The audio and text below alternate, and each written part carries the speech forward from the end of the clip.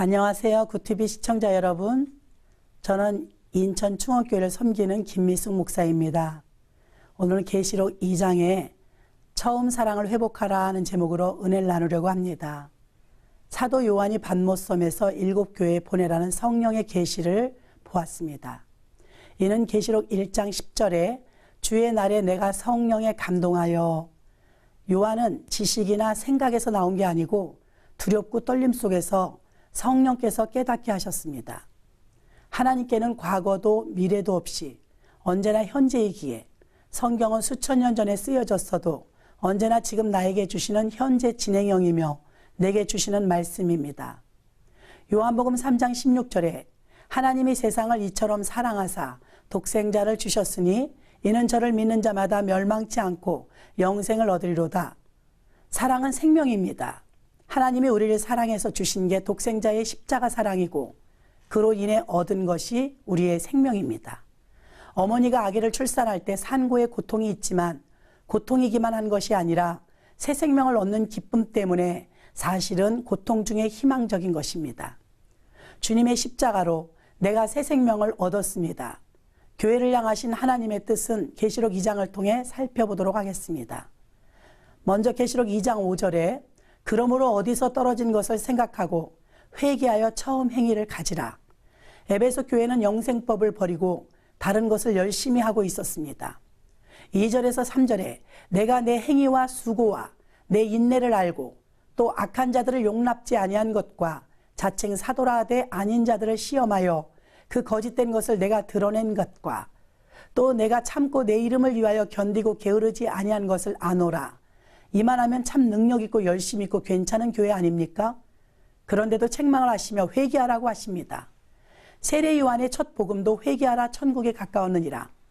예수님의 첫 복음도 회개하라 천국에 가까웠느니라 였습니다. 그 세월이 흘러 본문이 쓰여질 때 AD 95에서 96년까지 수십 년이 흐른 뒤에도 오늘의 본문에 또 회개하라고 말씀하십니다. 도대체 무엇을 회개하느냐? 처음 사랑을 버린 것을 회개하라고 하였습니다. 그럼 처음 사랑이 무엇일까요? 생명으로 주신 말씀을 왜 윤리와 도덕과 철학으로 만들어버려 변질시켰느냐는 것입니다. 에베소 교회여 왜 생명법을 버렸냐? 교회의 본질인 생명 살리는 것인데 생명은 예수님의 사랑인데 그 생명법을 버리고 다른 일만 바쁘게 움직이는 교회에게 다시 회개하여 생명법으로 돌이키라는 회개인 것입니다. 계시록 2장 9절을 봅니다. 내가 내 환난과 궁핍을 아노니 실상은 내가 부유한 자니라. 자칫 유대인이라 하는 자들의 회방도 아노니 실상은 유대인이 아니요 사단의 회라. 사단의 회. 사단은 거짓말하는 자, 반역자, 회방자, 유혹자, 유괴자, 미혹하는 자라는 뜻입니다. 선택받은 유대인들이었지만 사실은 예수님을 방해한 사단의 회였다는 것입니다. 하나님의 일에 반역과 회방자가 교회에도 여전히 있습니다. 세 번째 계시록 2장 14절에 보면 책망할 것이 있나니 거기 내게 발람의 교훈을 지키는 자들이 있도다. 발람의 교훈이란 돈 받고 거짓 예언하는 자의 사건을 말합니다. 모압 왕 발락에게 돈으로 매수되어 이스라엘을 저주하러 가던 중 나귀를 통해 깨닫는 과정이 민수기 22장에 나옵니다. 교회에는 돈으로 예수를 파는 자들도 있습니다. 네 번째 계시록 2장 15절에 보면 이와 같이 내게도 니골라당의 교훈을 지키는 자들이 있도다. 니골라당은 교회의 직분을 계급주의의 명예로 알았습니다. 직분은 섬기라고 주신 직분인데 명예가 아닙니다. 기복주의 신앙, 성직자 제도, 교단, 교파 간 경쟁, 전통에 이끌리는 등의 모습이 교회 안에 있는데 이런 것들은 니골라당의 모습과도 같습니다. 다섯 번째 계시록 2장 20절에 보면 내게 책망할 일이 있노라. 자칭 선지자라 하는 여자 이세벨을 내가 용납함이니 그가 내 종들을 가리켜 꿰어 행음하게 하고 우상의 제물을 먹게 하는도다. 이세벨은 이스라엘의 영적 가늠인 우상 숭배자로서 우상 제물을 먹게 하는 이방신을 섬기는 자니 교회 강단에서 복음 외에는 철학도 학문도 경험도 윤리도 다 버려야 합니다. 바울은 예수 그리스도 십자가 외에는 결코 아무것도 전하지 않겠노라고 했습니다. 현대 교회들의 죄도 여기에 해당될 수 있으니 회개하고 처음 사랑으로 돌아가야 삽니다. 바울을 통해 에베소 교회가 처음 세워졌을 때의 그 처음 사랑으로 교회가 구원 얻은 자들의 무럭무럭 성장했던 것처럼 생명나무를 선악을 아는 나무로 바꾸어버린 그 죄를 회개하고 주님의 사랑을 통해 생명을 얻었다고 강력히 전하는 교회가 되어야 합니다.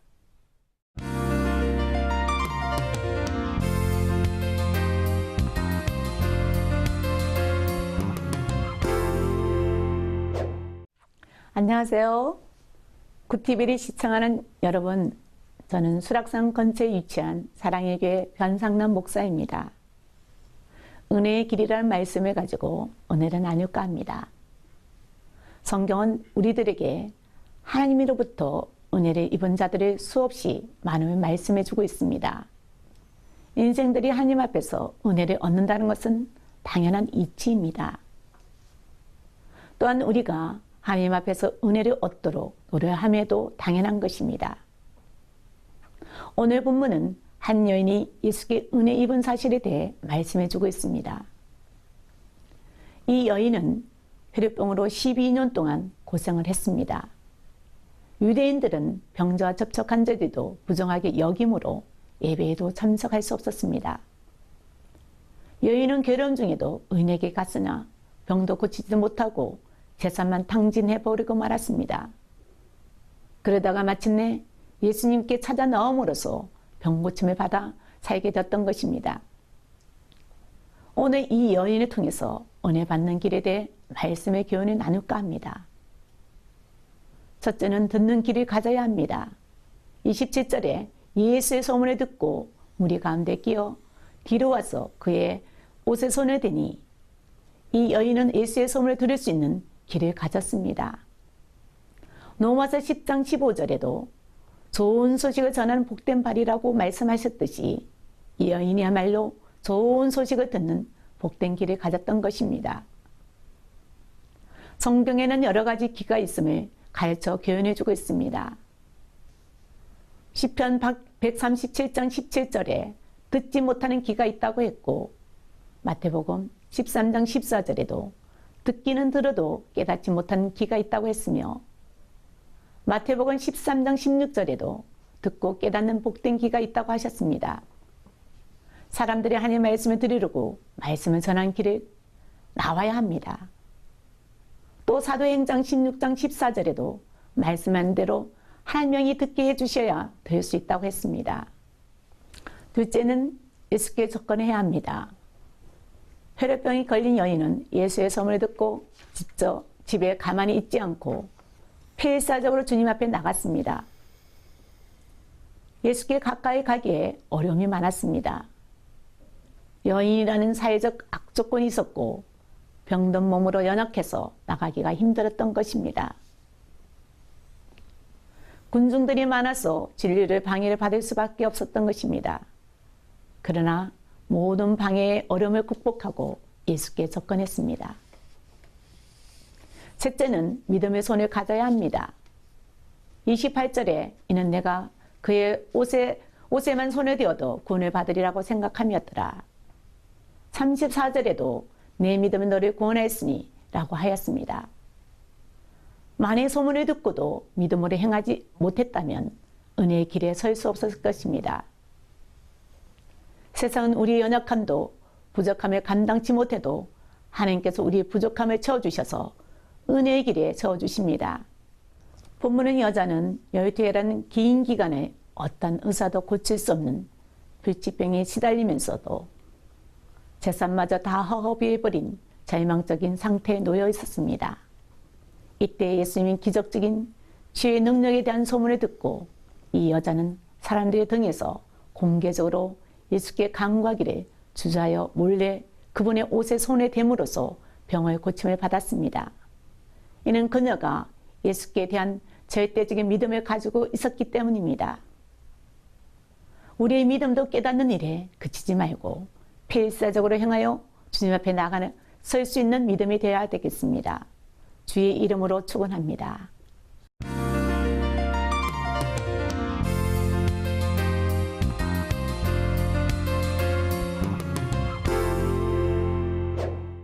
안녕하세요. 굿TV 시청자 여러분. 저는 부천 금빛교회 박정환 목사입니다.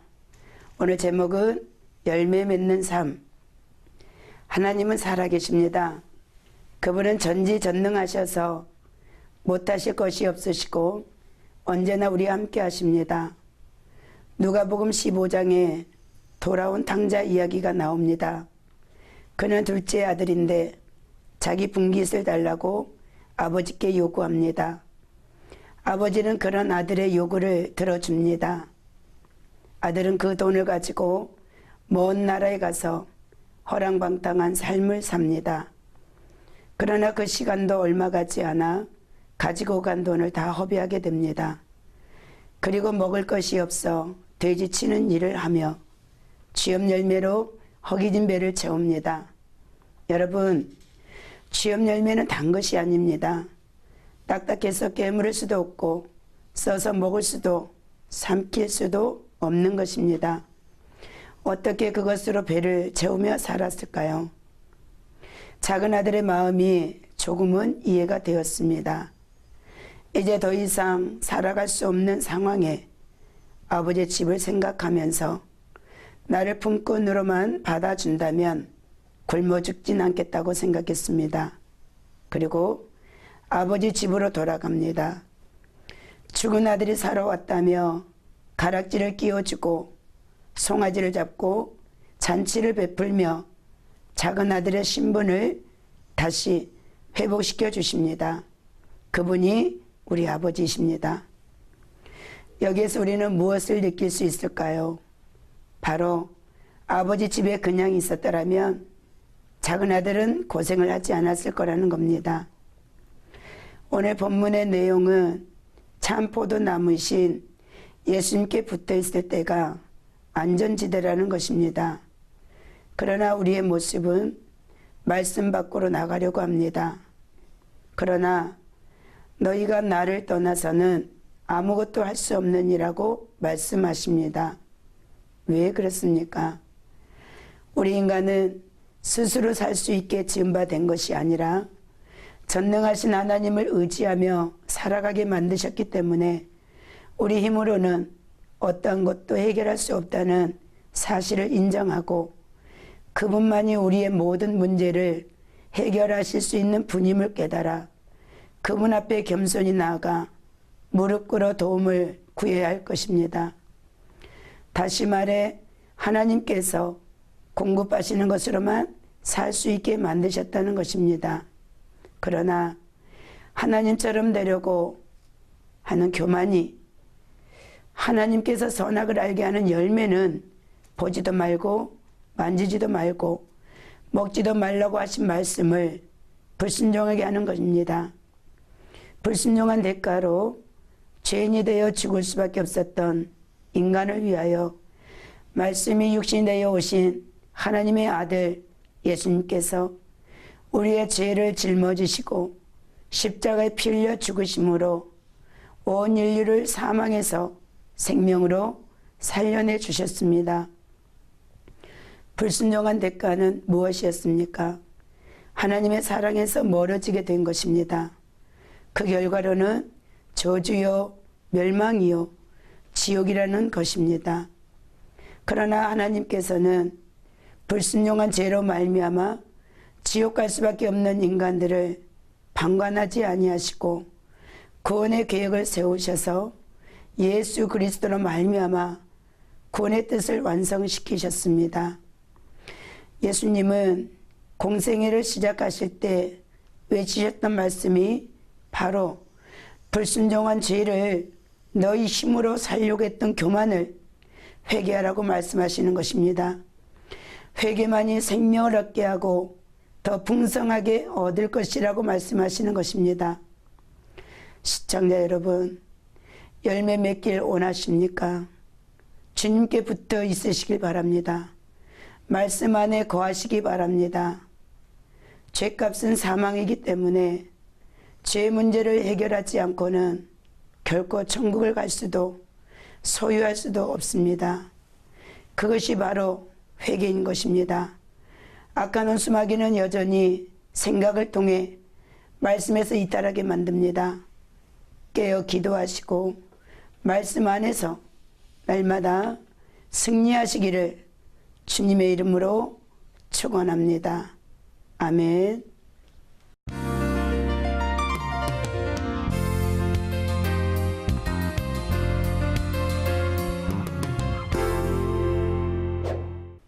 할렐루야. 사랑하는 구TV 시청자 여러분, 평안하셨지요? 저는 인천 성광 순복음교회를 담임하는 고강우 목사입니다. 5월 가정의 달을 맞아 자녀들에게 하나님의 은총이 가득하길 주님의 이름으로 축원합니다. 오늘은 마태복음 10장 21절을 보겠습니다. 장차 형제가 형제를, 아비가 자식을 죽는 데 내어주며 자식들이 부모를 대적하여 죽게 하리라. 아멘.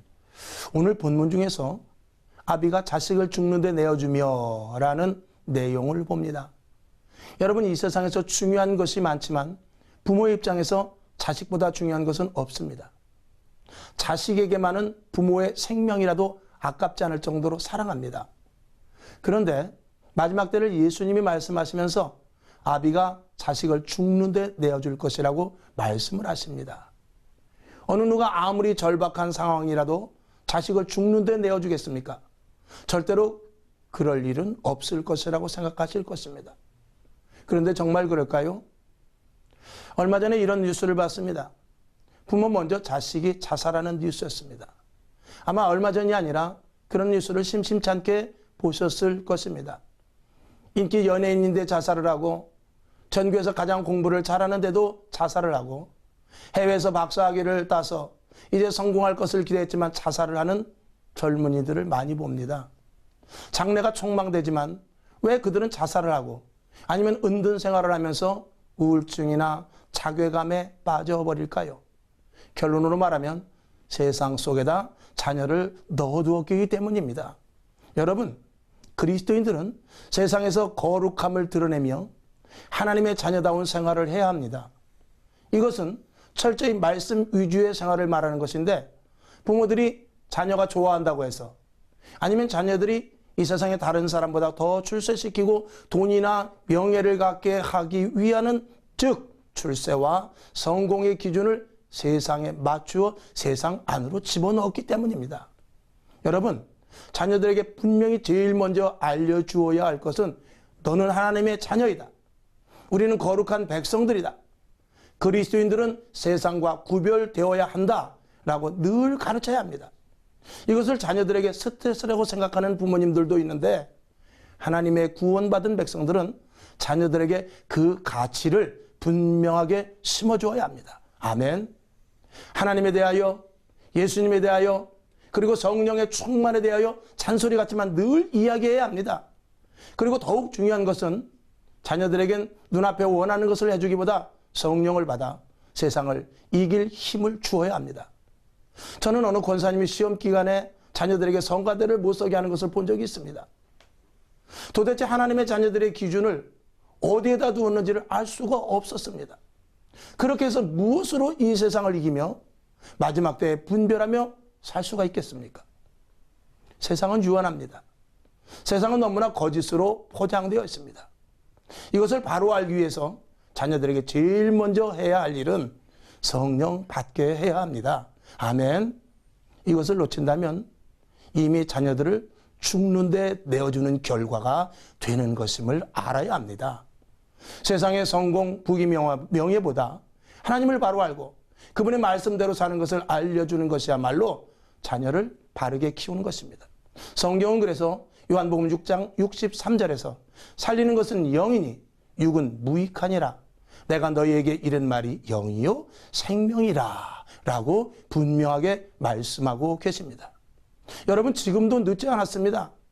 세상을 배우고 익히고 경쟁력을 갖는 것도 좋지만 자녀들에게 성령의 충만을 위해서 목숨 걸고 기도하고 후대까지 믿음을 지켜 말씀으로 살아나갈 수 있도록 자녀들을 위해 최선을 다해야 합니다. 5월은 가정의 달입니다. 성령 받은 자녀들이 후대를 세웁니다. 성령 받은 자녀들이 이 시대를 이끌고 가는 것입니다. 성령 받은 자녀들의 영혼이 죽지 않고 살아있는 것입니다. 부모님들은 이것을 위해 하나님이 부르신 것이라고 해도 과언이 아닙니다. 자녀들에게 성령의 충만함으로 진정한 생명을 주십시오. 아멘. 아멘. 니다